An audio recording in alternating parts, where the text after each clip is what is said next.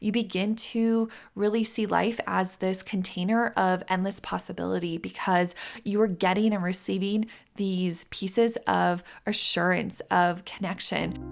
Welcome to Intuition Unlocked, the podcast empowering empathic women who feel misunderstood, overwhelmed, or disconnected from their intuition, begin to trust their sensitivities, find inner clarity, and show up with embodied, unstoppable confidence in their daily lives. I am your host, Olivia Ashley, an empath and intuitive, and I am so happy you're here. Hello, everyone. Welcome back. It is a beautiful week, a beautiful time, and I'm really grateful that you are here pressing play on this really interesting episode where we are going to talk about 10 things highly intuitive people do differently. So, have you ever wondered what sets highly intuitive people apart? Intuition is something that every person has, and yet most aren't listening. If you're here, you are probably curious, you are probably connected to yourself and listening, and maybe even highly intuitive. So in this episode, you're going to find out what those 10 things are and learn if you are one of those highly intuitive people through it, and or if you relate, and if you're curious about becoming more intuitive, hopefully there's something here that you can start to integrate and start to adjust to follow, because intuition is a vital part of our life. It's how we interact with our environment. It's how we are creative. It's how we have innovation. And it is a really exciting realm that if we are tapped in, we are connected, it becomes a part of our day-to-day habits. It's not even usually something you think about. It just becomes a part of your life. So we're going to dive into the top 10 habits intuitive people embrace and how you can start incorporating these into your daily life to connect more deeply with your own intuitive self. So the first thing most highly intuitive do differently is they are listening to their inner voice. This is probably the key of what a highly intuitive person is doing versus someone who is not or is unsure. They are listening and they are trusting their inner voice, the pings, the knowing, the ahas, the moments of clarity. So there are many different ways your inner voice will communicate. You can think of the 5 different players. So they are all connected to each of our 5 senses. You can find out which one is working most strongly for you. For me, I have a mix of almost all of them, but I am auditory, so I'm clairaudient. And then I use my third eye. I really can see. And then I just know. I get these little pings and these flashes, but those are my strongest clairs for me. And they usually come through these just gut feelings, the nudges, little visions, little senses, little pings. You can describe it in so many different ways, but ultimately it's a very fast sense. It doesn't typically come back again, at least not for a while. If you're getting a ping that's coming back more than once, really pay attention. So just noticing how you hear your inner voice or feel your inner voice is going to be really critical, and then actually listening to it. And so sometimes people can get stuck between, is this actually my inner voice, or is this just me and my mind and these fear-based thoughts, or maybe an external influence? And when I hear that, I always like to tell people that your inner voice is going to feel neutral and usually peaceful. It's going to come in fast. It's going to just feel clear and straightforward. There's not typically emotion tied to it. That emotion comes when we start thinking about it. And then that's usually when like a fear can connect to it, or you mistrust it, or you're unsure and you're like, I don't know, is this actually a thought? Because we do have other thoughts, right? We are ego, our stories, our processing. We're constantly assessing and adjusting to everything around us. And so we are having other thoughts that are coming in, but usually there's an emotion tied to it. Maybe you're having this thought before, maybe it's an inner critic, maybe it's just a simple thought about your day, but your inner voice is going to feel different. It's neutral, it's peaceful, and it's fast. It's not typically going to run again and again and again. That's you thinking. Okay. So listening and trusting to your inner voice is number 1.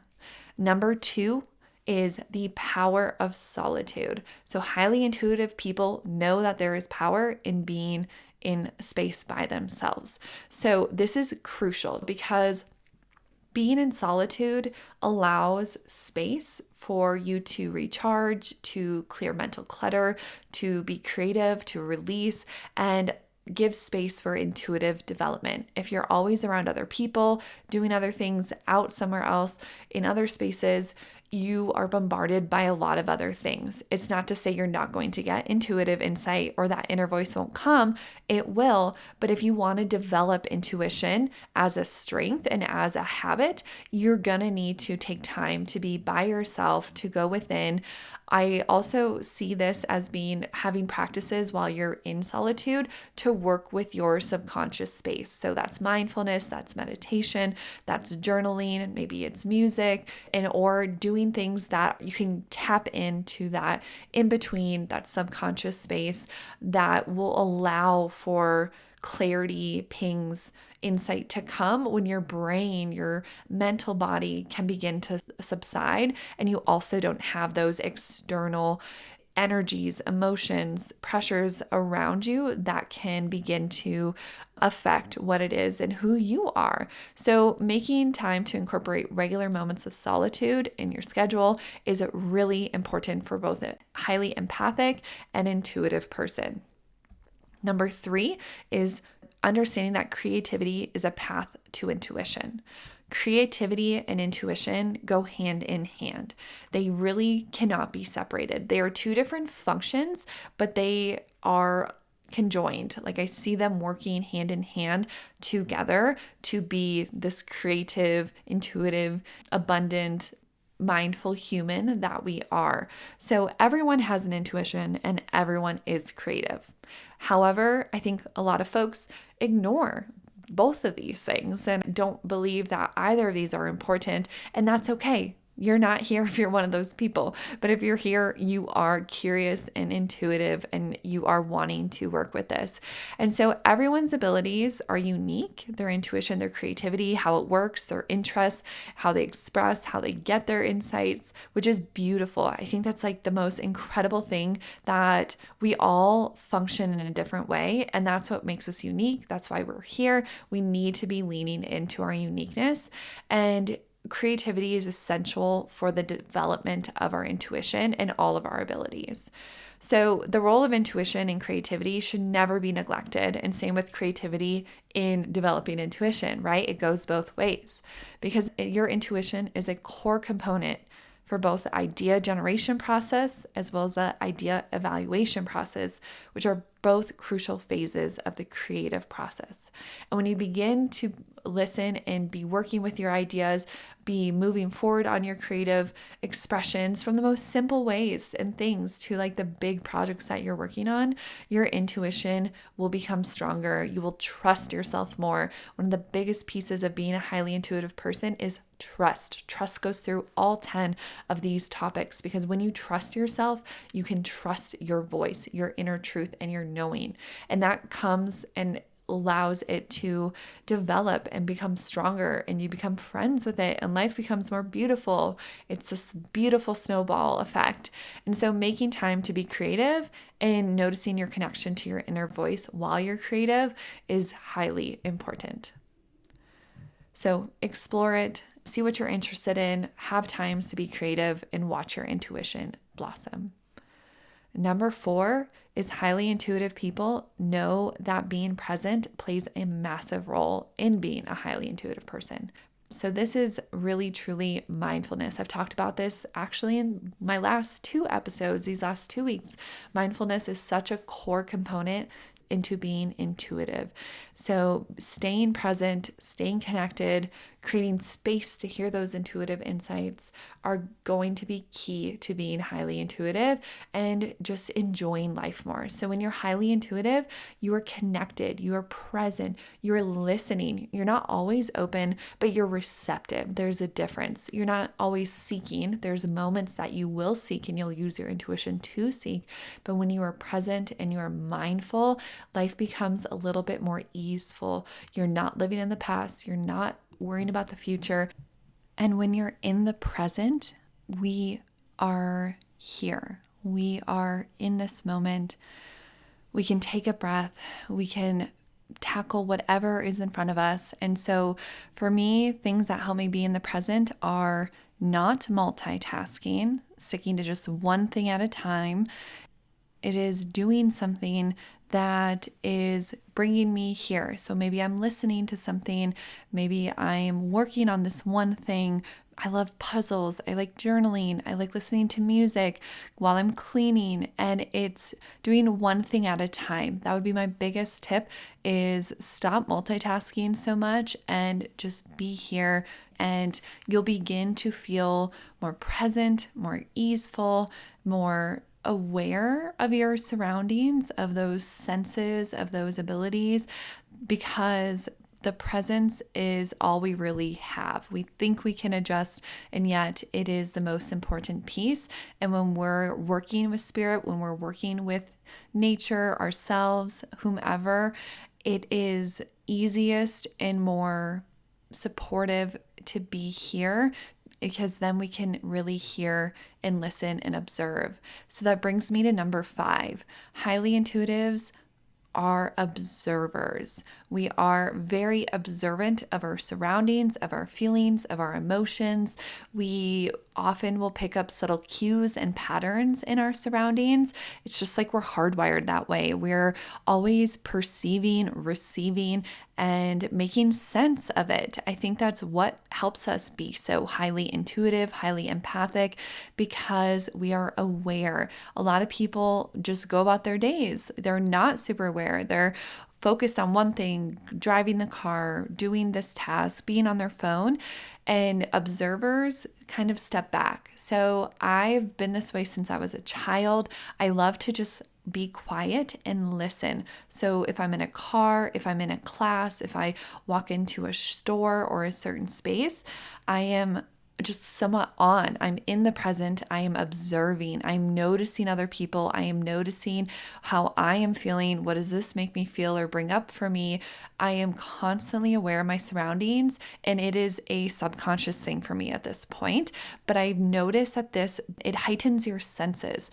So being highly intuitive, your senses are what are bringing you information. It's this pathway that is lighting up the little subtle knowings that most people just don't notice. So we're picking up on those subtle cues that will provide us insight, provide us maybe a ping or a connection. That is what really I see as being intuitive. It's receiving and perceiving and making sense of what it is. And so being able to slow down, noticing the details of our environment, of our body, of other people. I think being highly intuitive or empathic is we have this gift of being able to see what others don't, and then we reflect it back. We are this mirror for other people because we are sensing, we are connecting, especially as a medium. If you have mediumship gifts, I often can get little pieces or a grandparent or a loved one or a guide that comes through, and I feel like I don't even have to know who it is. It's just, oh, note that this is happening and there's a message. And for me, what has really helped with being an observer is my connection to my own spirit and guides, because I have this request that I've set that if there's a message, I want to feel it on my left hand, or this knocking. It literally is a sense of either someone taps me on the hand or is knocking in my gut. And at first I might not notice it. I mean, it's like a physical somewhat sense, but I'd say it's more energetic, but it's in my physical body. Then I know to go, okay, there's something here. I need to pay attention or drop in and get that message. But I wouldn't be able to do that without having this perspective that I've taken, that I am present, I am observing, I am interacting with myself, and I am noticing. So those are key points. Oh, I love all these. These just feed into each other. So number 6 is listening to your body's innate wisdom. Goes back to the example I just gave, but also builds on it that your body can act as an intuitive guide through physical sensations, energy shifts, and even discomfort. Your body is telling you something, whether it's an emotion, whether it's a message, whether something's not right. You can use your body as a pendulum. Essentially, your body is so wise, and it does not have that mental junk that's going to stop you or make you worry or make you unclear. So you can use it to receive a message. You could close your eyes, get comfortable, set an intention, and then ask your body to show you a yes, ask your body to show you a no. You can press down on your hands. They can use resistance. So when it's a yes, it's strong. And if it's a no, it goes weak. So you could use that for, does my body want this supplement? Yes, no. Does my body want this food right now? Yes, no. I also love pendulum work, working with a true pendulum. And there's pendulum charts that are really amazing. My friend got me the Pendulum Charts Volume 1 from Dale Olson. And so it will work with your body to be able to give you message, but having the pendulum, if you feel like you're unable to really trust or get messages from your body, you can use an actual pendulum and get the same answers. Yet, no matter what, you need to be listening and cultivate a practice with your body. I think of going to yoga classes where they always say, respect your own body, respect your own edge. It should never hurt. You should be able to pull away and don't compare yourself. This is your life. You are uniquely different and you are the one that knows what's right, what's not. And so advocating for yourself, beginning to trust yourself. This isn't feeling good. Or maybe you get something every day that you eat and you like it, it tastes good, but your body doesn't feel very good after and you're kind of just ignoring it. That is a really good clue to say, hey, this isn't quite right, or this is too much. Your body wants to talk to you. And so having a practice where you can do a body scan, noticing from your head to your crown, what's feeling tight, what's feeling uncomfortable, where are you holding, is there any pain, and then noticing and starting to support that part of your body. Maybe it's through a massage, maybe it's through energy work like Reiki, and also doing intuitive movement and intuitive eating, noticing what is your body actually needing, not just craving, but requesting. I know I've gone through moments and times where I just wanted salsa. Salsa is all I wanted to eat. And so I finally connected what is in tomatoes and salsa that could be I need. And then I looked into that and I found that to be really supportive. But there's a lot of really cool work out there. I believe it's Louise Hay who's connecting emotions and body and understanding the systems and how everything's connected. So there's so much there we can dive into, but at its core level, it's listening to your body's wisdom and the messages you're receiving. Things are going to start to shift and move if you're beginning to welcome them, make changes because of them, and support yourself because of those messages. Number 7 of being highly intuitive is having authentic and supportive connections in your life. This one took me a long time to learn, but when we are intuitive and we are connecting, there's really this cultural norm that being intuitive, psychic, empathic, all of these are a bit woo-woo or should be kept in the closet or are not real. And so it's really important to find your people who really get you, question you, support you. Hey, I've learned this. Have you known this? Or I'm curious about that. Oh, let's look into this. It's this curiosity container and true friendship that these people get you, are here for you, want to listen to what you have to say. And so you need these people who you trust. I think of women's circles and how powerful that can be to support, and having women's retreats or places where we are all living with certain values, intentions, understanding, and we can begin to build true community and connections where we can go further into this route. We can grow and develop our intuitive and psychic gifts. We can have these conversations where we can question, where we can ask, where we can discuss, and no one's coming from, oh, that's not true, this isn't correct, and makes you feel really down and bad. Because if you have that, you are not going to grow in your intuitive development. You're not going to trust yourself. That confidence is never going to come. And so actually finding those people. I always love to have my core friends and those people who are authentic and supportive and get me. And then I have a mentor or two, or something I'm learning about, or a book I'm following. Again, that's a person I'm like, whoa, look at them be in this space. Look at what they're learning and what they're exploring, because that really helps me expand.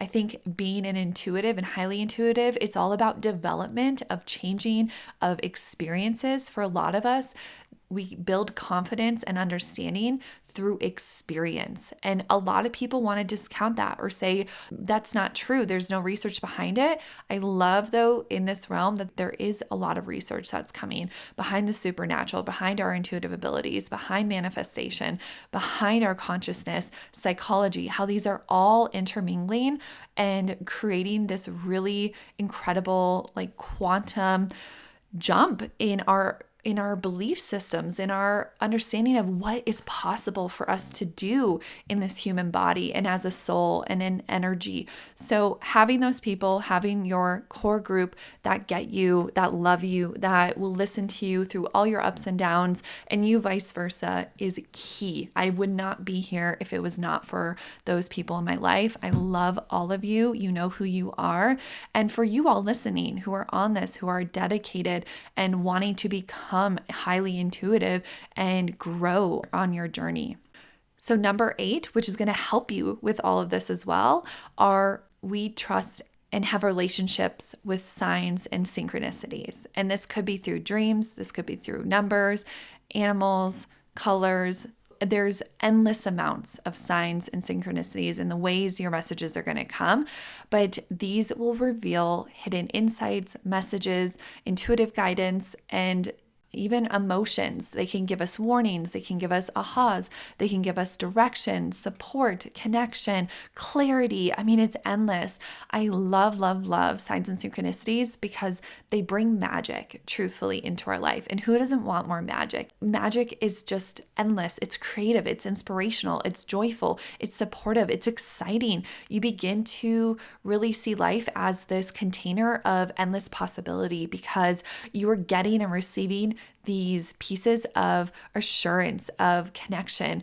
And a recent example of some signs that I've been having are from ladybugs. This has been really a long time connection to ladybugs. I have not been seeing them or feeling connected to them in a while, but it's actually been coming through another friend who I brought up ladybugs to her from something she's going through that I could relate to. And she just started seeing them everywhere. She felt so supported by them, was sending me pictures.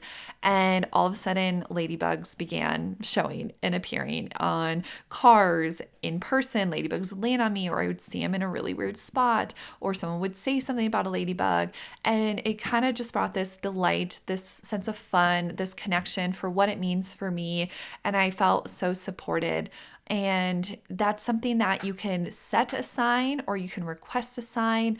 And with synchronicities, I describe synchronicities as things that you just like can't make up, like things that are really deeply connected, that are just aligning. Maybe you're really curious about learning more on Reiki, and then your friend comes and says something about Reiki, and then you see a book or a website comes forward. And I'm someone who thinks there's meaning in almost everything we go through, and it makes life more fun. Number 9 is just as key, is that we prioritize self-care and rest. Period. This is not something that we question, that we feel bad about. It is something that we know we need, and we make sure we are doing it. So rest and downtime are essential for processing and integrating our energy, our emotions, our ahas, our mental body, and that's how we get our intuitive insights. I find that I get my most clarity when I'm on a walk, when I'm resting, when I'm in a bath, when I'm showering, when you're just doing something very mindless and supportive, or a massage, because I'm shutting down, I'm getting quiet. And just like many of the things I said ahead of this one, It all comes back down to having time and space for you, making sure you are okay, you are healthy, you are balanced. Because if you aren't, you're nowhere near. You're going to be a mess. Things aren't going to be clear. You're going to get boulders thrown at you or rock bottomed because things are just not in alignment. And whatever life brings you, it is doing to help you get onto that more connected, supportive learning path. I really see this lifetime and being on earth as a school. We are here to learn lessons. We are here to work through traumas, understand past things, understand current things. We have a mission. We have goals that we are trying to meet. And so noticing those patterns, what's coming up again and again, where are you struggling? For me, it's stress, it's overwhelm, it's exhaustion, hence this podcast, because we are figuring this out together. So making sure you have a restful routine. So my tips would be to creating time and space to take a mental health day, to have a daily restful routine or a time to come back to yourself. For me, that's in my bed. I'm reading, I'm drinking a tea, I'm resting, I'm just doing nothing else. And this will help you maintain your clarity and avoid burnout. And number 10, the last thing I see highly intuitive people doing is working with our energy body. This is a very important and supportive system when you can start to understand what your energy is, how your energy is in your body, around your body, all around us in this world, how you can affect your energy, heal yourself, shift your energy, help yourself come back to homeostasis, get rid of that stress. It is a game changer. One of my favorite out of all the certificates and different things I have done, Reiki might be my number one. Getting my Reiki master changed my life. It was a pivotal moment to building my intuitive development, to trusting myself, to gaining clarity. And it wasn't just the Reiki, it was truly the program that integrated all of this under one house. It was like a 101 on intuitive and energetic healing and development. It was super cool. I strive to actually want to be able to teach and help others get certified in Reiki. Not there yet, but that's my goal as a Reiki master. It's my next step. And so I really suggest, even if you don't know Reiki, there are a lot of energy systems you can work with, getting to know your chakras, getting to understand how energy moves through your body, and using visualization. That has been key. Again, you don't have to know Reiki. It's one system that can help you understand. We are all intuitive. We can work with our energy. And so just learning some energy clearing practices.